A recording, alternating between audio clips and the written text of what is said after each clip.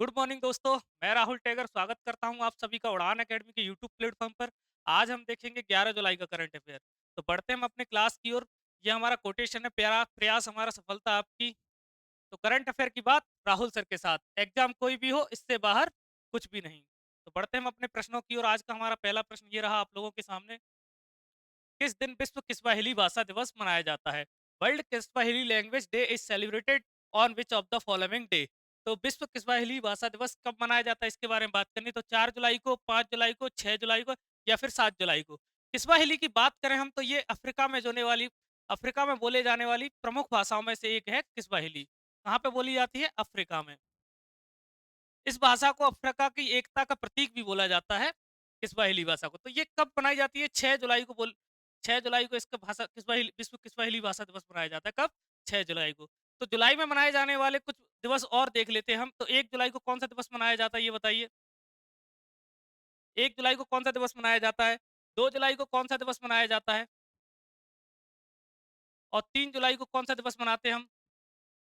ये हम कुछ रिवीजन कर लेते हैं जुलाई में बोले जाने वाले, जुलाई में मनाए जाने वाले दिवस। 1 जुलाई की बात करें तो 1 जुलाई को हम मनाते हैं राष्ट्रीय चिकित्सक दिवस। कौन सा? राष्ट्रीय चिकित्सक दिवस।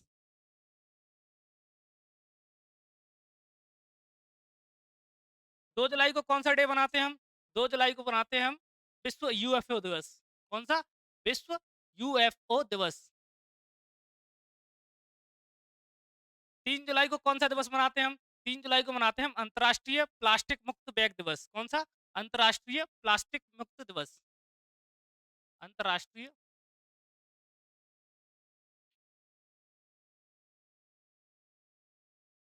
अंतर्राष्ट्रीय प्लास्टिक बैग मुक्त दिवस। कब? 3 जुलाई को। और 6 जुलाई को कौन सा दिवस मनाते हैं? विश्व जूनो दिवस। जूनोसिस दिवस 6 जुलाई को मनाते हैं। 9 जुलाई को मनाते हैं हम एबीपी की स्थापना दिवस। कौन सा? एबीवीपी की स्थापना। कब हुई थी एबीपी की स्थापना? 9 जुलाई को। तो ये कुछ रिवीजन कर लेना जुलाई के दिवस। बढ़ते हैं इसी के साथ इसकी एक्सप्लेनेशन की ओर। संयुक्त राष्ट्र शैक्षिक, वैज्ञानिक और सांस्कृतिक संगठन यूनेस्को ने 6 जुलाई को विश्व किस्वाहिली भाषा दिवस के रूप में घोषित किया था। यह दिन पहली बार 2022 में मनाया गया था। किस्वाहिली अफ्रीका में बोले जाने वाली प्रमुख भाषाओं में से एक भाषा है और यह अफ्रीका की एकता का प्रतीक माना जाती है। बढ़ते हैं इसी के साथ नेक्स्ट प्रश्न की ओर। निम्न में से किसे अंतर्राष्ट्रीय क्रिकेट परिषद आईसीसी का मुख्य कार्यकारी अधिकारी नियुक्त किया गया है? Who among the following has been appointed as the chief executive officer the International Cricket Council ICC? तो आईसीसी के कौन को मुख्य कार्यकारी अधिकारी नियुक्त किया गया है? सचिन तेंदुलकर को या फिर राहुल द्रविड़ को या फिर सौरव गांगुली को या फिर संजय गुप्ता को? तो संजय गुप्ता जी जो हैं, संजय गुप्ता जी, इनको अभी सीईओ बनाया गया है। किसका? आईसीसी का। यह जियो स्टार के भी सीईओ रहे हैं। कौन? संजय गुप्ता जी।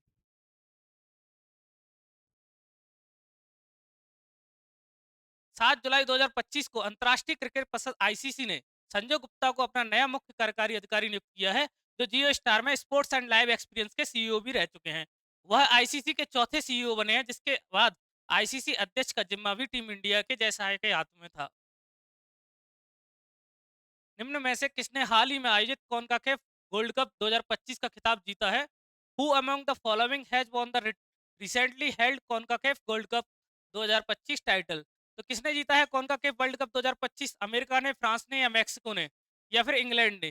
कॉन्काकेफ वर्ल्ड कप की बात करें तो ये पहली बात तो ये कब से कब तक आयोजित हुए ये बताइए? कॉन्काकेफ वर्ल्ड कप कब से कब तक आयोजित हुए और ये कहाँ पे मतलब हुए थे? कॉन्काकेफ वर्ल्ड कप कहाँ पे हुए थे? ये ह्यूस्टन के, कहाँ पे? ह्यूस्टन के एनआरजी स्टेशन में। ह्यूस्टन के एनआरजी स्टेडियम में। कहाँ पे हुए थे? ये ह्यूस्टन के एनआरजी स्टेडियम में हुए थे। कब हुए थे ये कौन का केफ कब हुए थे?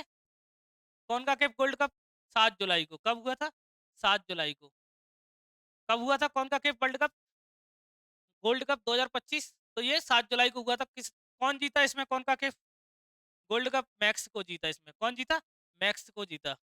मैक्सिको ने अमेरिका को हराया 2-1 से। किसको हराया था? अमेरिका को हराया था 2-1 से। और ये हम मैक्सिको की 10वां खिताब है। मैक्सिको का कौन सा खिताब है? 10वां खिताब है ये उनका केफ गोल्ड कप। तो मैक्सिको जीता है। तो मैक्सिको की कैपिटल क्या है? मैक्सिको सिटी क्या है, मैक्सिको सिटी यहाँ की क्या है कैपिटल, और करेंसी क्या है यहाँ की पैसो। अमेरिका की बात करें, अमेरिका को इसने हराया 2-1 से, तो अमेरिका की कैपिटल क्या है, वॉशिंगटन डीसी। अमेरिका की करेंसी क्या है, डॉलर। फ्रांस की कैपिटल क्या है ये बताइए, पेरिस।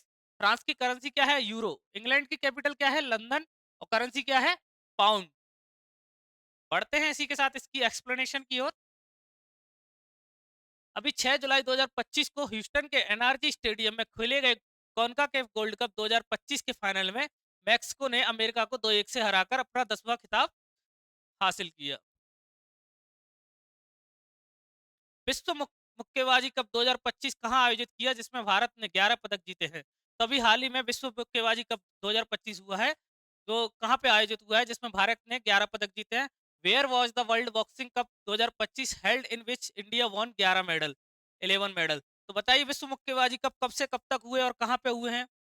विश्व मुक्केबाजी कप की बात करें तो इस 30 कब से कब तक हुए हैं, यह 30 जून से 7 जुलाई तक। कब से कब तक हुए हैं, 30 जून से 7 जुलाई तक चले हैं विश्व मुक्केबाजी कप 2025। इसमें कहाँ पे हुए हैं, इनका आयोजन कहाँ पे हुआ, नई दिल्ली, लंदन, पेरिस या फिर अस्ताना। तो विश्व मुक्केबाजी कप की बात करें तो ये अस्ताना में हुए, कहाँ पे, अस्ताना में। अस्ताना कहाँ पे है, अस्ताना कजाकिस्तान की राजधानी है अस्ताना। कहाँ की राजधानी है, कजाकिस्तान की राजधानी है अस्ताना।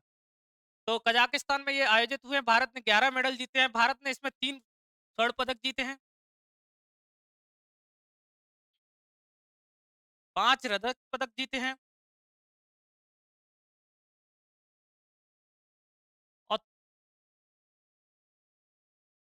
3 कांस्य पदक जीते हैं।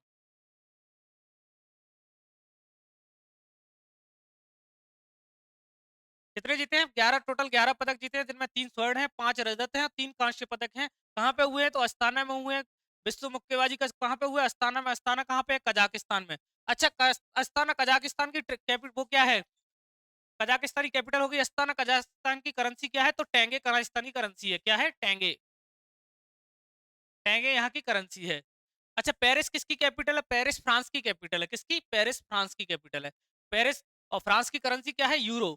लंदन कहाँ की कैपिटल है, अपनी इंग्लैंड की कैपिटल है, लंदन की करेंसी क्या है, इंग्लैंड की, पाउंड। दिल्ली कहाँ की है कैपिटल, दिल्ली अपने भारत की कैपिटल, दिल्ली की करेंसी है रुपया। भारत ने विश्व मुक्केबाजी कप 2025 के दूसरे चरण में अस्ताना कजाकिस्तान में शानदार प्रदर्शन करते हुए टोटल 11 पदक जीते हैं, जिनमें 3 स्वर्ण हैं, 5 रजत हैं और 3 कांस्य पदक हैं। यह आयोजन 30 जून से 7 जुलाई 2025 तक अस्ताना में किया गया। भारत स्वास्थ्य अनुसंधान के लिए भारत का पहला राष्ट्रीय बायो बैंक किस स्थान पर लॉन्च किया गया, तो भारत स्वास्थ्य अनुसंधान के लिए भारत का पहला राष्ट्रीय बैंक का उद्घाटन हुआ है, वो कहाँ पे हुआ है। भारत का पहला राष्ट्रीय बायो बैंक की बात करें तो ये कहाँ पे खोला गया, कहाँ पे ये लॉन्च हुआ है। India first national bio bank for health research was launched as which the place, नई दिल्ली में, पटना में या फिर भोपाल में या नासिक में। भारत का पहला राष्ट्रीय बायो बैंक कहाँ पे खोला है, तो ये नई दिल्ली में खोला है, कहाँ पे, नई दिल्ली में। अच्छा, कब लॉन्च हुआ ये नई दिल्ली में, कब लॉन्च हुआ ये नई दिल्ली में, तो ये 6 जुलाई को लॉन्च हुआ था नई दिल्ली में। कब, 6 जुलाई 2025 को भारत का पहला राष्ट्रीय बायो बैंक ओपन हुआ है, लॉन्च हुआ है, कहाँ पे, नई दिल्ली में हुआ है। अच्छा, इसका उद्घाटन किसने किया है, अपने भारत के जो केंद्रीय राज्य मंत्री हैं विज्ञान और प्रौद्योगिकी के डॉक्टर जितेंद्र सिंह जी ने सी एस आई आर और आईजीएमबी में, इसमें आईजीएमबी में फिनोम इंडिया क्या, आईजीएमबी में Phenome India National bio Bank का उद्घाटन किया है, किसका, Phenome India National bio Bank, Phenome India national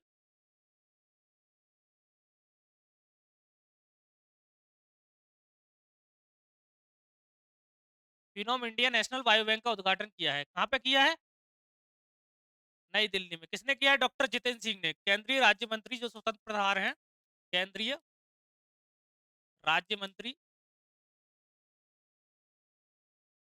जो स्वतंत्र प्रभार है इनके पास, विज्ञान और प्रौद्योगिकी के डॉक्टर जितेंद्र सिंह जी ने, किसने, doctor Jitendra Singh.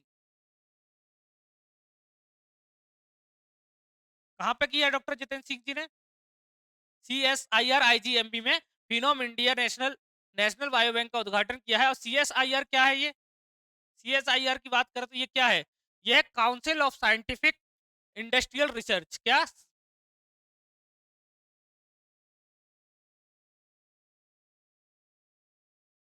Council of scientific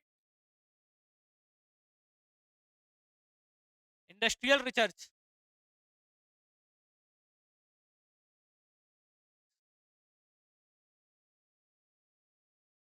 क्या है इसकी फॉल फॉर्म? CSIR की council of scientific industrial research. इसकी क्या है? IGMB की बात करें तो ये क्या है? IGIB, सॉरी IGIB हो गई। IGIB क्या है? IGIB के बारे में हम बात करें तो IGIB क्या है? IGIB क्या है? IGIB institute of genomics integrative biology. क्या है? Institute of genomics integrative biology है ये। इस, इसमें फिनोम इंडिया नेशनल बायो बैंक का उद्घाटन किया है किसने? डॉक्टर जितेंद्र सिंह ने। कहाँ पे किया है? नई दिल्ली में। पटना कहाँ है? पटना बिहार की राजधानी है। कहाँ है पटना? बिहार की राजधानी है पटना। भोपाल मध्य प्रदेश की राजधानी है अपनी। नासिक क्या है? नासिक महाराष्ट्र में आता है। नासिक को और क्या बोला था? क्या बोला जाता है नासिक को? नासिक को भारत की वाइन राजधानी भी बोला जाता है। क्या? भारत की वाइन राजधानी कौन कहलाते हैं? नासिक। अगर पटना की बात करें हम, पटना बिहार में है, बिहार की कैपिटल है पटना। तो बिहार के CM कौन है? नीतीश कुमार जी। बिहार के गवर्नर कौन है? आरिफ मोहम्मद जी। बिहार में कौन कौन से लोक नृत्य होते हैं? बिहार के लोक नृत्य की बात करें, जाट, जाटिन, बखो, बखेनी, ढोमचक, विदेशिया, पनवारिया, ये सब कहाँ के लोक नृत्य हैं? बिहार के। भोपाल की बात करें, ये मध्य प्रदेश की राजधानी है भोपाल। मध्य प्रदेश में CM कौन है? डॉक्टर मोहन यादव। गवर्नर कौन है? डॉक्टर गंगूबाई छगनलाल पटेल। मध्य प्रदेश की हम बात करें लोक नृत्य की तो मध्य प्रदेश में जवारा होता है, मटकी होती है, सैला भड़ौनी होता है, साले लारकी होती है, आड़ा खाड़ा नाच होता है। ये सब कहाँ के लोक नृत्य है? तो मध्य प्रदेश के। नासिक की बात करें तो ये महाराष्ट्र में है। महाराष्ट्र की कैपिटल क्या है? मुंबई। नासिक को भारत की वाइन राजधानी भी बोला जाता है। महाराष्ट्र के लोक नृत्यों की बात करें, तमाशा हो गया, लेजिम हो गया, ये सब कहाँ पे होता है? लावड़ी हो गया, ये सब कहाँ के लोक नृत्य है? महाराष्ट्र के।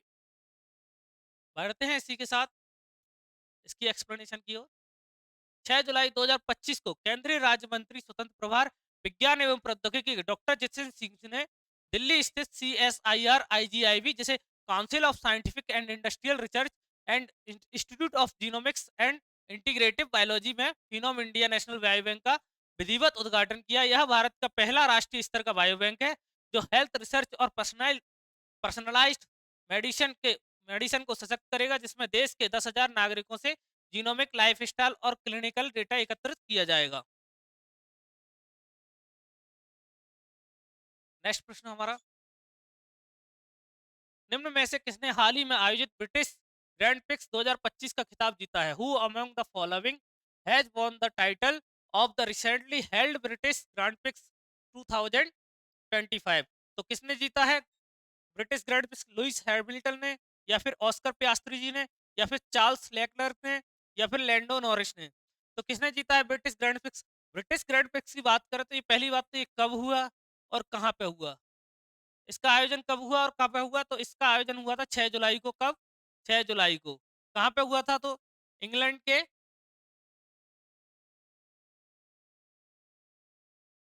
इंग्लैंड के सिल्वर हॉट, कहाँ पे हुआ था?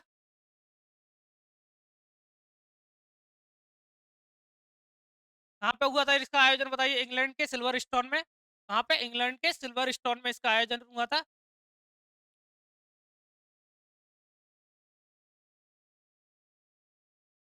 कहाँ पे हुआ था इसका आयोजन? इंग्लैंड के सिल्वर स्टोन के सर्किट हाउस में इसका आयोजन हुआ था। कब हुआ था?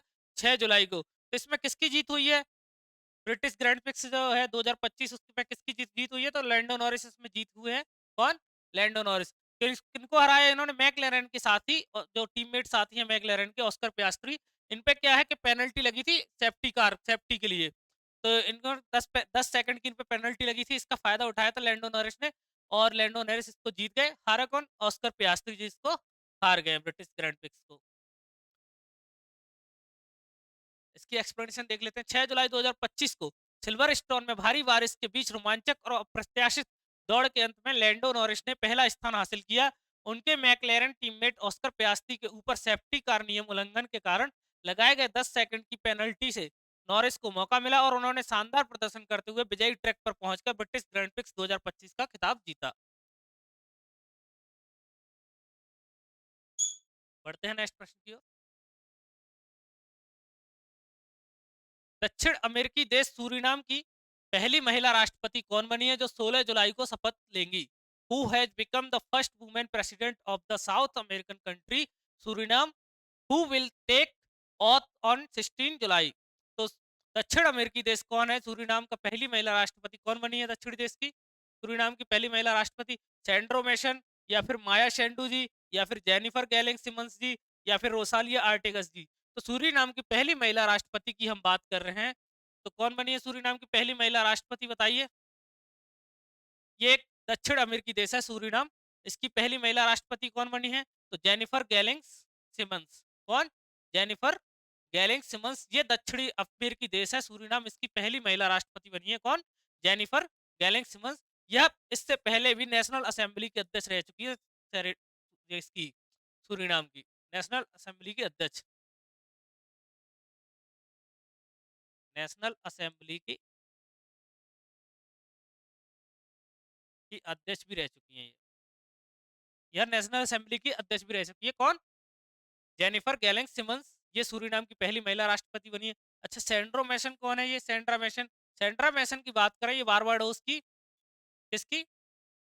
बारबाडोस की पहली और वर्तमान राष्ट्रपति हैं। पहली और वर्तमान कौन है? सेंड्रा मैसन जो है बारबाडोस की पहली महिला राष्ट्रपति है कौन? सेंड्रा मैसन, बारबाडोस की। माया सेंडू की बात करें तो माया सेंडू जी कहाँ की राष्ट्रपति है? माया सेंडू की बात करिए, मालदोवा की पहली राष्ट्रपति, मालदोवा की वर्तमान में राष्ट्रपति है कौन? माया सेंडू जी। कहाँ की? मालदोवा की। इसी के साथ बढ़ते हैं इसकी एक्सप्लेनेशन की ओर। दक्षिण अमेरिकी देश सूरीनाम ने डॉक्टर जेनिफर गैलिंग सिमंस पहली महिला राष्ट्रपति चुनी गई हैं। इनकी जो शपथ है वो 16 जुलाई को राष्ट्रपति पद की से ये शपथ लेंगी। इससे पहले वे सूरीनाम की नेशनल असेंबली की अध्यक्ष भी रह चुकी हैं और यह सूरीनाम के लिए राजनीतिक इतिहास की एक महत्वपूर्ण उपलब्धि है क्योंकि यह पहली बार कोई महिला इसमें सर्वोच्च पद पर है।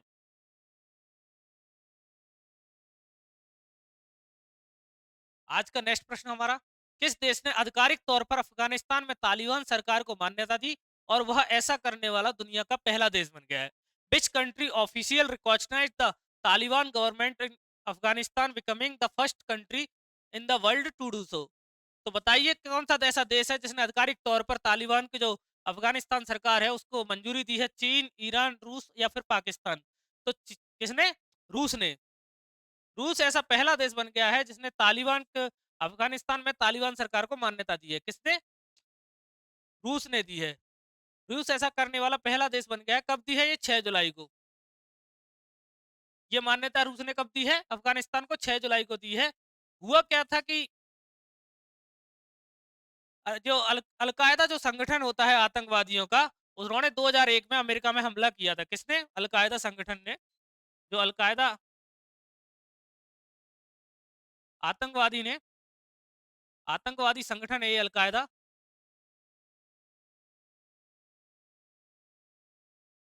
इन्होंने सितंबर 2001 में अमेरिका पर हमला किया था, जिसके जवाब में अमेरिका ने भी अफगानिस्तान पर हमला किया और तालिबान सरकार को बाहर फेंक दिया था। तो इसके बाद तालिबान जो थे वो पाकिस्तान में इन्होंने शरण ले ली थी। जो तालिबान थे आतंकवादी, उन्होंने पाकिस्तान में शरण ली और गुरिल्ला पद्धति से युद्ध करते रहे अमेरिका की सेनाओं से। और इसके बाद 2020 में अमेरिका की सेना यहाँ से चली जाती है अफगानिस्तान से। उसके बाद में 2021 में दोबारा से तालिबान ने अपनी गवर्नमेंट बना ली। कहाँ पे? अफगानिस्तान में। कहाँ पे? अफगानिस्तान में। रूस ऐसा करने वाला पहला देश बनाया। तो रूस की कैपिटल क्या है? मॉस्को। रूस की करेंसी की बात करें तो रूस की करेंसी क्या है? रूबल। चीन की हम बात करें तो चीन की कैपिटल क्या है? बीजिंग। चीन की करेंसी क्या है? युआन। ईरान की बात करें तो ईरान की कैपिटल क्या है? तेहरान। क्या है? तेहरान। ईरान की करेंसी की बात करें तो रियाल यहाँ की करेंसी है। पाकिस्तान की कैपिटल आपको पता ही होगा, बताने की जरूरत नहीं, वैसे इसकी जरूरत ही नहीं है, फिर भी इस्लामाबाद यहाँ की करेंसी कैपिटल है पाकिस्तान की। रूस ने 6 जुलाई को अफगानिस्तान में तालिबान सरकार को आधिकारिक रूप से मान्यता दी और वह ऐसा करने वाला विश्व का पहला देश बन गया है। यह कदम क्षेत्रीय राजनीति और तालिबान की अंतर्राष्ट्रीय वैधता के संदर्भ में महत्वपूर्ण माना जा रहा है। नेक्स्ट प्रश्न हमारा आज का, किस अमेरिकी उद्योगपति ने अपनी राजनीतिक पार्टी बनाने की घोषणा की है जिसका नाम अमेरिका पार्टी रखा है? Which American entrepreneur announced the formation of of his own political party named the American party? Jeff Bezos, Elon Musk, Mark Zuckerberg या फिर बिल गेट्स? तो कौन से अमेरिकी उद्योगपति हैं जिन्होंने अपनी राजनीतिक पार्टी बनाने की घोषणा की है? तो अभी एलन मस्क ने अपनी राजनीतिक पार्टी बनाने की घोषणा की है। किसने? एलन मस्क ने। ये अमेरिका के एक उद्योगपति हैं एलन मस्क। इन्होंने अपनी राजनीतिक पार्टी बनाने की घोषणा की है। इनका नाम रखा है, इन्होंने अपनी पार्टी का नाम रखा है, क्या रखा है इन्होंने अपनी पार्टी का नाम? अमेरिका पार्टी इन्होंने अपनी पार्टी का नाम रखा है, जिसे अमेरिका में एक विशेष तौर पर तीसरी पार्टी का विकल्प देखा जा रहा है। इसको अमेरिका पार्टी को। वैसे तो अमेरिका में ज्यादातर डेमोक्रेटिक और रिपब्लिक पार्टी का ही बोला वाला रहा है हमेशा से, लेकिन इसके अलावा 55 ऐसी पार्टियां हैं जिनको बैलेट पेपर प्राप्त है। बैलेट पेपर प्राप्त उन्हीं पार्टियों को होता है जो 10 राज्यों से अधिक राज्यों में होती हैं, उनको बैलेट पेपर प्राप्त होता है। तो एलन मस्क की बात कर रहे हैं हम। एलन मस्क ने नई पार्टी बनाने की घोषणा की है जिसका नाम रखा है अमेरिका पार्टी। एलन मस्क की बात करें तो ये उद्योगपति हैं। ये वैसे सीईओ के संस्थापक संस्थापक भी हैं, के स्पेस एक्स के संस्थापक हैं। इसके अलावा ट्विटर को इन्होंने खरीदा था, बाद में इसका नाम एक्स रख दिया, उसके भी ये सीईओ कौन? एक्स के। और क्या है इनकी? और बताइए, द बोरिंग करके एक कंपनी है, उसके भी सीईओ हैं। जेफ बोजस की क्या बात करें तो ये अमेजोन के संस्थापक है। कौन? जेफ बोजस। मार्क जुकरबर्ग की बात करें, मेटा जो प्लेटफॉर्म है उसके संस्थापक है मार्क जुकरबर्ग, मेटा और एफबी वगैरह जैसे। और बिल गेट्स की बात करें तो ये माइक्रोसॉफ्ट के सीईओ है, संस्थापक हैं। कौन? बिल गेट्स, माइक्रोसॉफ्ट के। अमेरिकी उद्योगपति एलन मस्क ने अपनी राजनीतिक पार्टी बनाने की घोषणा की और अपनी पार्टी का नाम अमेरिका पार्टी रखा है। माना जा रहा है कि इसका उद्देश्य अमेरिकी राजनीति में एक नया विकल्प पेश करना है। आज का हमारा लास्ट प्रश्न, मत्स्य विभाग उत्कृष्टता पुरस्कार 2025 किस जिले को मिला? Which district receive the Vishesh department excellence award 2025? Thiruvananthapuram को, एर्नाकुलम को, कासरगोड को या फिर काजीकोड को? तो केरल के कासरगोड को। किसको? केरल का जो कासरगोड जिला है उसको मत्स्य विभाग में उत्कृष्ट पुरस्कार दिया गया है। किसमें? मत्स्य विभाग उत्कृष्ट पुरस्कार 2025 दिया है। किसको? कासरगोड जिले को। केरल के कासरगोड जिले को। क्यों दिया है? जो मछली पालन को, जो उत्कृष्ट मछली पालन में जो इन्होंने उत्कृष्ट पुरस्कार, मतलब उत्कृष्टता इन्होंने दर्शाई है अपनी, उसके लिए कासरगोड जिले को मत्स्य विभाग उत्कृष्टता पुरस्कार 2025 दिया गया है। अब केरल की बात कर रहे हैं, केरल के कासरगोड को दिया है, तो केरल की कैपिटल क्या है? तो केरल की कैपिटल अपनी बताइए, तिरुवनंतपुरम। क्या है? तिरुवनंतपुरम। अगर केरल की बात करें सीएम की, सीएम कौन है? पिनरई विजयन। गवर्नर की बात करें केरल की, कौन है? तो राजेंद्र अल्लेकर जी यहाँ के गवर्नर हैं। कहाँ के? केरल के।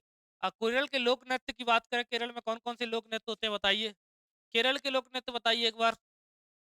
कथकली हो गया, ओट्टल हो गया, थोलम हो गया, ये सब कहाँ के? केरल के होते हैं। मोहिनी अट्टम हो गया, ये सब कहाँ के लोक नृत्य हैं? केरल के हैं। पढ़ते हैं इसी के साथ। केरल मत्स्य विभाग ने कासरगोड जिले को लोकप्रिय मत्स्य पालन परियोजना में के अंतर्गत उत्कृष्ट प्रदर्शन के लिए यह पुरस्कार प्रदान किया है। ये लास्ट क्लास के रिवीजन के क्वेश्चन है। प्रधानमंत्री नरेंद्र मोदी त्रिनिदाद और टोबैगो की यात्रा पर कब गए थे? तो 304 जुलाई को। सब लेफ्टिनेंट आस्था पुनिया ने हाल ही में किस उपलब्धि को हासिल किया है? तो भारतीय नौसेना की पहली महिला फाइटर पायलट बनी है। कौन? आस्था पुनिया जी। रिजर्व बैंक इनोवेशन हब के नए मुख्य कार्यकारी अधिकारी सीईओ के रूप में किसे नियुक्त किया है? तो साहिल किन्नी को नियुक्त किया गया है। राधा यादव महिला T20 क्रिकेट में 100 विकेट लेने वाली कौन सी भारतीय खिलाड़ी बन गई है? तो तीसरी ऐसी खिलाड़ी बन गई है राधा यादव जी, जिन्होंने T20 में 100 विकेट पूरे किए हैं। इससे पहले दो खिलाड़ी और थी, कौन है? पूनम, बताइए, पूनम यादव और दीप्ति शर्मा जी। केंद्रीय गृह मंत्री अमित शाह द्वारा निम्न में से किस राज्य में त्रिभुवन सहकारी विश्वविद्यालय का शिलान्यास किया गया है? तो गुजरात में किया गया है। हाल ही में माइक्रोसॉफ्ट ने किस देश में अपना व्यापार बंद किया है? तो पाकिस्तान में माइक्रोसॉफ्ट ने अपना व्यापार बंद कर दिया है। निम्न में से किसने भारत को विश्व के सर्वाधिक समानता वाले देशों में शामिल किया है? तो विश्व बैंक ने किया है। जूलियन मैकमोहन कौन थे जिनका 56 साल की आयु में निधन हो गया है? तो ये अभिनेता थे जूलियन मैकमोहन। हाल ही में किस उत्पाद को अंतर्राष्ट्रीय व्यापार के लिए एचएस कोड प्रदान किया गया है? तो मिथिल मखाना, जो मिथिल मखाना है बिहार का है, ये मिथिल मखाना, मिथिला मखाना। कहाँ का है? मिथिला का है, बिहार में मिथिला का मखाना है, उसको अंतर्राष्ट्रीय व्यापार के लिए एचएस कोड प्रदान किया गया है। पंडित दीनदयाल उपाध्याय गरीबी मुक्त ग्राम योजना हाल ही में किस राज्य सरकार में शुरू की गई है? तो ये राजस्थान में शुरू की गई योजना है, गरीबों के लिए शुरू की गई योजना। दैनिक भास्कर की कुछ खबरें आज की। आरसीबी सबसे मूल्यवान टीम, हुलिहान लॉ की टीम की रिपोर्ट के मुताबिक आरसीबी आईपीएल की दूसरी सबसे मूल्यवान टीम बनी है। आईपीएल की सबसे मूल्यवान टीम बन गई है, जिसकी वैल्यू $269 मिलियन हुई है। आईपीएल का कारोबार करीब 1.6 लाख करोड़ रुपए हो गया है। तो आरसीबी सबसे मूल्यवान टीम बन गई है।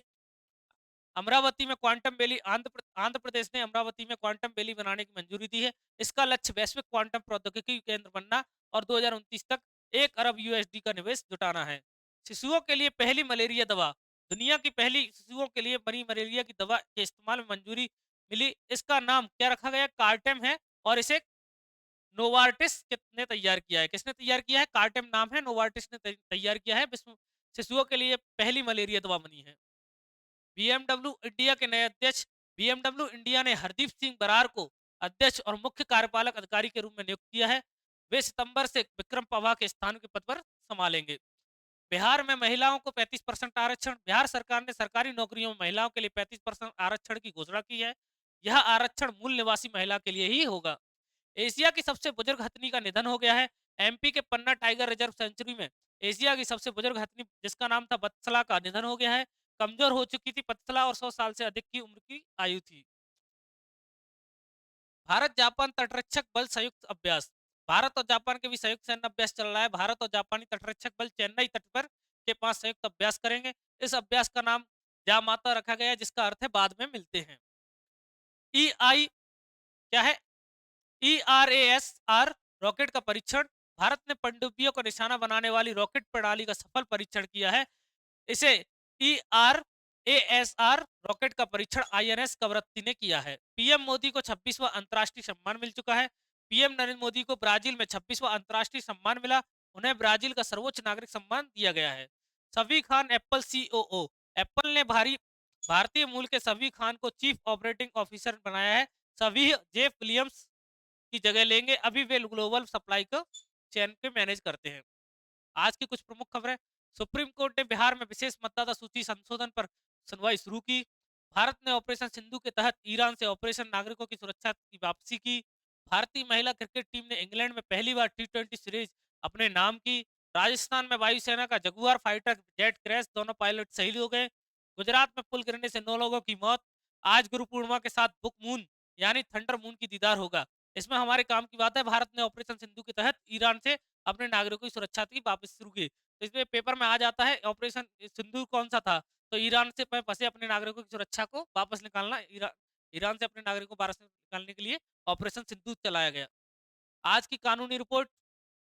सुप्रीम कोर्ट में बिहार के विशेष मतदाता सूची संशोधन के खिलाफ दायर याचिकाओं पर सुनवाई शुरू। आशंका है कि करीब 4 करोड़ मतदाताओं का नाम बिना दस्तावेजों के हट सकता है। ये दुर्घटनाएं कुछ आज की। राजस्थान में भारतीय वायुसेना का जगुआर फाइटर जेट तकनीकी खराबी से क्रैश हुआ, दोनों पायलट शहीद हो गए। गुजरात के सूरत में एक निर्माणाधीन पुल गिरा, जिसमें 9 लोगों की मृत्यु और कई घायल। मनोरंजन समाचार आज के। आज गुरु पूर्णिमा पर खास खगोलीय घटना, बकमून का दीदार, चंद्रमा शाम 7:42 उदित होगा। बॉलीवुड एक्ट्रेस तापसी पन्नू ने अपनी नई फिल्म इंद्रधनुष का पहला पोस्टर रिलीज किया। आज के कुछ रक्षा समाचार। जम्मू कश्मीर के पूर्व सीएम उमर अब्दुल्ला और ममता बनर्जी की आज कोलकाता में मुलाकात। बैठक में सुरक्षा मसलों पर बात चर्चा संभव। तेलंगाना कैबिनेट की नियमित समीक्षा बैठक आज, जिसमें राज्य की आंतरिक सुरक्षा व्यवस्था पर भी चर्चा होगी। आज के अंतर्राष्ट्रीय समाचार हमारे। भारत ने ईरान से अपने नागरिकों की सुरक्षित वापसी के लिए ऑपरेशन सिंधु शुरू किया। पहले चरण में 3,170 भारतीय लौटाए गए। अमेरिका द्वारा हाल ही में लगाए गए टैरिफ से भारत को छूट दी गई, जिससे रुपए पर दबाव कम हुआ। आज के हमारे विश्व समाचार। ब्रिटेन में भारतीय महिलाओं की क्रिकेट टीम ने पहली बार T20 सीरीज जीतकर इतिहास रचा। पेरिस में यूनेस्को की बैठक में भारतीय संस्कृति वैश्विक धरोहर घोषित करने का विचार हो रहा है। आज के खेल समाचार। भारत और इंग्लैंड के बीच तीसरा टेस्ट आज से शुरू। बेन स्टोक्स ने कहा, हमारे पास शुभमन गिल को रोकने के लिए खास रणनीति है। भारत के निशानेबाज Saurabh Chaudhary ISSF world cup में स्वर्ण पदक जीता। भारत के बारे में लखनऊ नगर निगम ने कचरे से ऊर्जा उत्पादन ई वाहन चार्जिंग स्टेशन और आवारा पशु नियंत्रण के लिए प्रोजेक्ट्स की घोषणा की। रेलवे ने गैर एसी किराए में 0.01 रुपए प्रति किलोमीटर और एसी किराए में 0.02 रुपए किलोमीटर प्रति किलोमीटर की वृद्धि की है। आज के जीके टुडे, एरास्मस प्लस यूरोपीय संघ का प्रमुख शैक्षणिक कार्यक्रम है जिसके तहत 101 भारतीय छात्रों को स्कॉलरशिप मिली। दुनिया की सबसे लंबी नदी नील नदी है जिसकी लंबाई लगभग 6,650 किलोमीटर है। और ये आज स्वास्थ्य सुझाव आज का आप लोगों की हेल्थ के लिए। तो मानसून के मौसम में फंगल इन्फेक्शन और पानी जनित बीमारियों का खतरा बढ़ जाता है। साफ पानी पिएं, भीगने पर तुरंत कपड़े बदलें और खुले में घावों को ढककर रखें और खुले घावों को ढककर रखें। तो बाकी आज की क्लास यहीं समाप्त होती है अपनी। ये हमारा ऑफलाइन सेंटर है। ये हमारा एड्रेस है 46 first floor Archana tower C sector Indupuri Bhopal में। बाकी आपको कोचिंग के बारे में ऑफलाइन बैचेस के बारे में कुछ जानना हो तो आप इस नंबर पे कॉल कर सकते हैं, पूछ सकते हैं, बैचेस की जानकारी ले सकते हैं। आपको मेरी क्लास अच्छी लगी हो तो लाइक करें, शेयर करें, सब्सक्राइब करना तो बिल्कुल ना भूलें। जय Shri Ram. Hello hello hello.